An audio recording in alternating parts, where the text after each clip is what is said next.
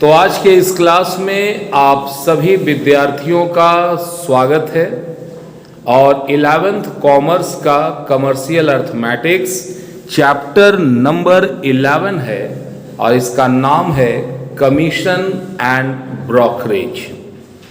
ध्यान देना, आप जो भी काम करते हैं, कोई भी इंसान अगर कुछ भी काम कर रहा है तो उसका जब सेंटर में जाओगे ना, गहराई में जाओगे, डीप डिगिंग, जब गहराई से खोदोगे तो एक के जवाब मिलेगा। हर काम का अंतिम लक्ष्य क्या होता है? क्या होता है? पैसा कमाना। जब जेब में होगा पैसा तो भाई लोग बोलेगा भाई है तू कैसा, और जब जेब में होगा मनी तो का कर लेगा सनी, जरा देख लेते हैं। सनी नाम सुने हैं ना? तो पैसा कमाने का एक रास्ता है कमीशन और ब्रोकरेज। एक डायलॉग बड़ा फेमस आपने सुना होगा, हींग लगे ना फिटकिरी और रंग भी चोखा। अपना कुछ नहीं, लेकिन कमाएंगे हम सबसे ज्यादा। अभी आप लोगों ने ब्रोकरेज वर्ड को शायद नहीं, इसको बोलते हैं दलाली, और रांची झारखंड के लोग ये वर्ड से बड़ा परिचित हैं, दलाली वर्ड। और यहाँ दलाली का मतलब सिंपल सा होता है, कौन सा चीज में दलाली? आज हम कुछ बोले मतलब सब लोग फेमस है, क्योंकि आपके आसपास में ऐसे 2-4-5 लखपति जरूर दिखेंगे जो कल के डेट में 10-10 बीस के मोहताज थे, आज लखपति हो चुके हैं। क्यों? क्योंकि दलाली। जमीन का जो मालिक है वो एक आम किसान, एक आम आदिवासी है, क्योंकि 90% जमीन आदिवासी बहुल क्षेत्र में है। वो बेचारा जमीन को माँ समझता था, मेरी माँ, धरती माँ।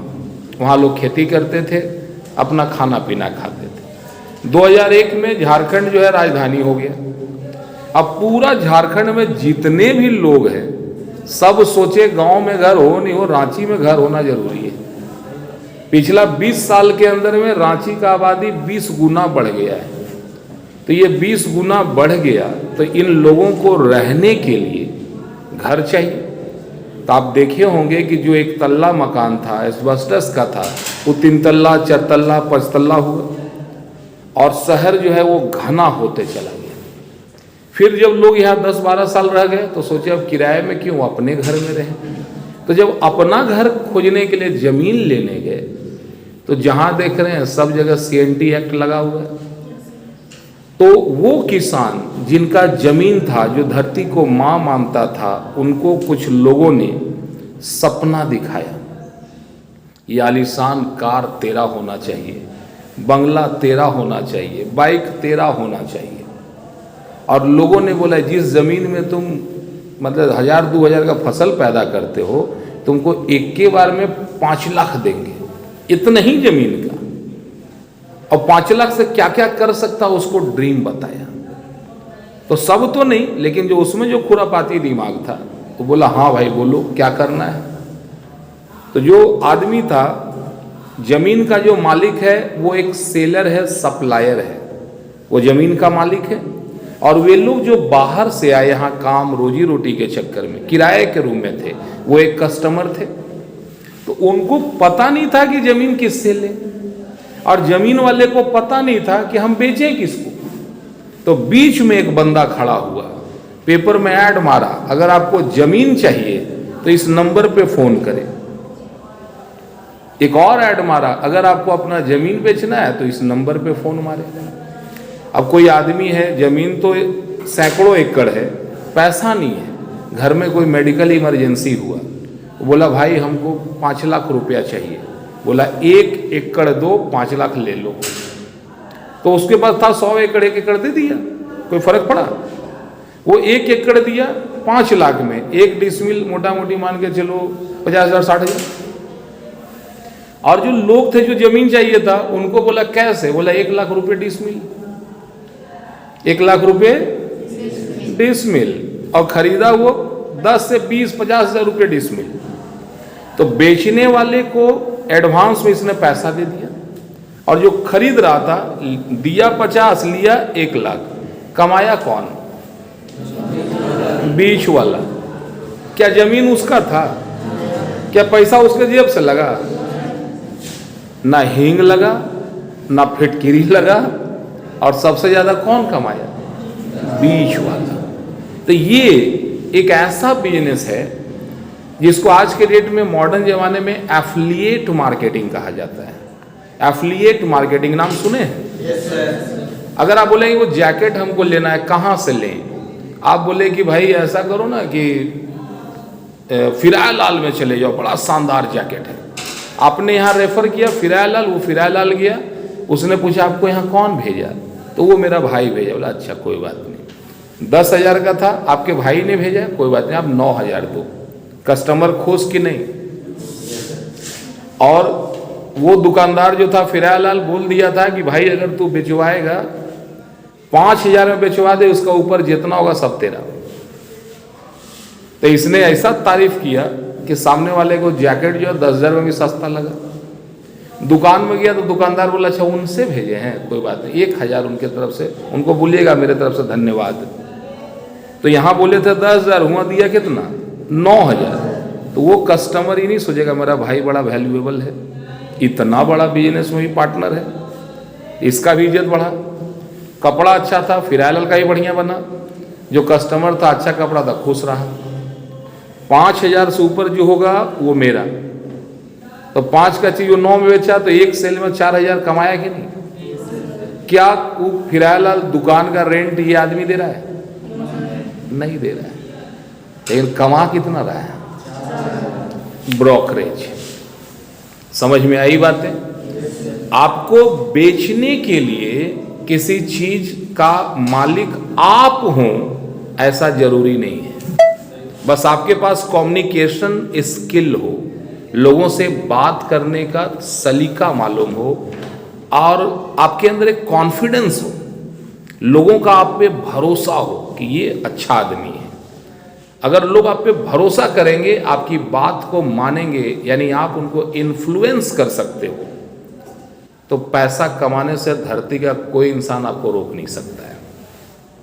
और इस पैसा कमाने के लिए जो करना पड़ता है, दैट्स कॉल, जो करने के बाद जो मिलता है उसको हम कमीशन बोलते हैं, और उसी को हम ब्रोकरेज कहते हैं, दलाली कहते हैं। अब इसके लाइव एग्जाम्पल आपने देखा होगा, जैसे इंश्योरेंस एजेंट, नाम सुने हैं? Yes, sir. बोलते हैं ना कि आपका लाइफ अगर आप नहीं रहे तो आप 5-5, 2-2 हज़ार रुपया महीना महीना जमा करो, और मान लो तीसरा महीना मान लो परमात्मा को प्यारे हो गए, तो आपके घर वाले को 50 लाख मिलेगा। क्या मिलेगा?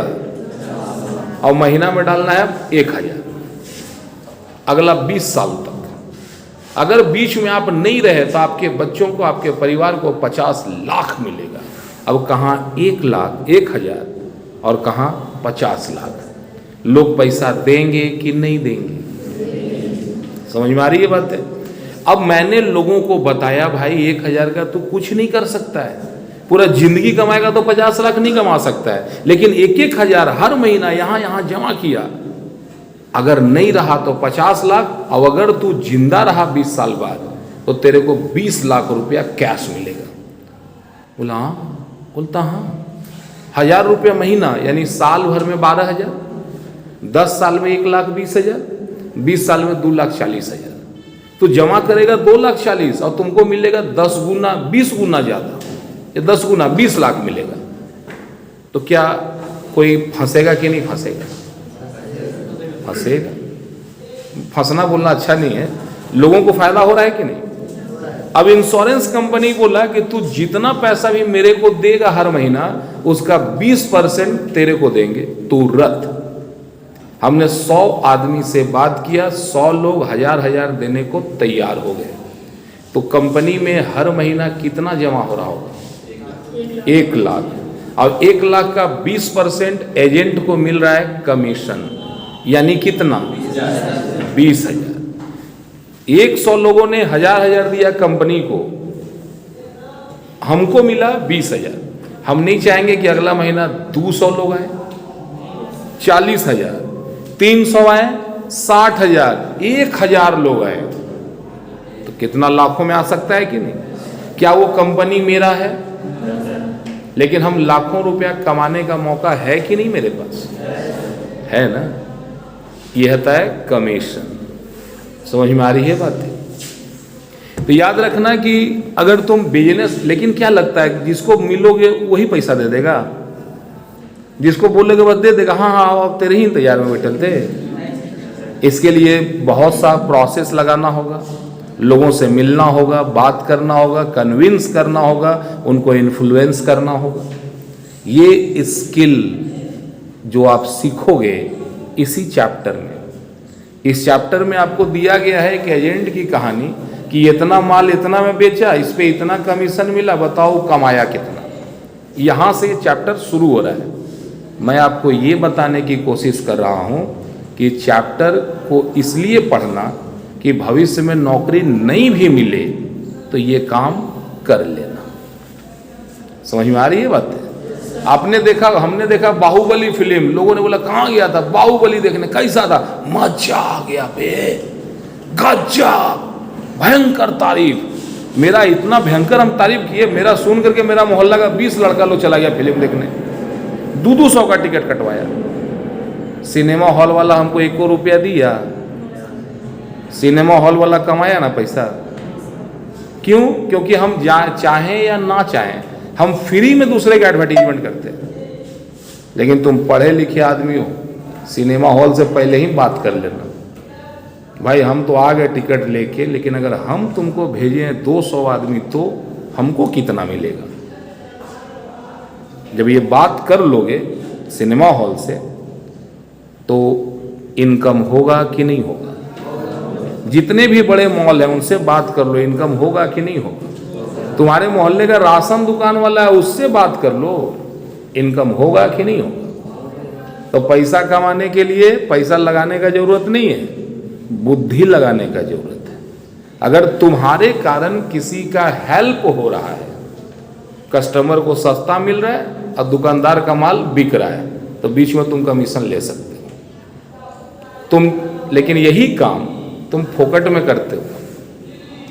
अगर बोलेंगे ना समोसा चाट खाना है, कहाँ जाके खाएं, तो सब आदमी बताओगे हियाँ जाइए सर, हुआ जाइए। ये वही जगह होगा जहाँ तुम बार बार जाके खाते हो। लेकिन अब फ्री में मत बोलना।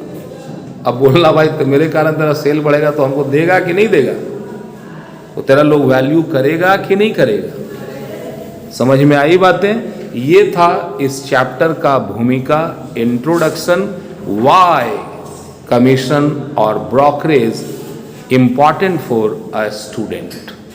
ये बात रिक्शा टेम्पो वाले को कोई नहीं बताएगा, ये आप पढ़ रहे हैं इसलिए बता दे रहा हूँ, आपके काम का है। तो आइए इस चैप्टर के प्रैक्टिकल प्रॉब्लम में चलते हैं। आप लोगों ने बहुत ही प्रेम और शांति से मेरी बातों को सुना, आप सबको दिल से धन्यवाद करता हूँ। जय हिंद।